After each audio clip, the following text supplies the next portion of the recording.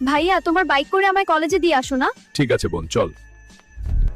ভাইয়া একটা ল্যাপটপ কিনে দিবা, তাইলে পড়ালেখা করতে অনেক সুবিধা হইতো। ঠিক আছে বোন। এই প্রথম আমার ছোট বোন আমার কাছে কিছু চাইছে, তারে যেমনে হোক দিতে হবে। 5000 টাকা নেন আর আমাকে একটা ল্যাপটপ দেন। 5000 টাকায় ল্যাপটপের চার্জারও পাবি না। ফকিনীর পোলা, বের হয়ে যা।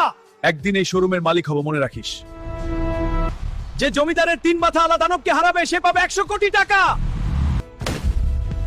আমি লড়বো আমার বোনের জন্য। আজ্ঞা তোমায়। জয়। এখানে এমন কোন মায়ের কাছে 3 মাস আলার সাথে।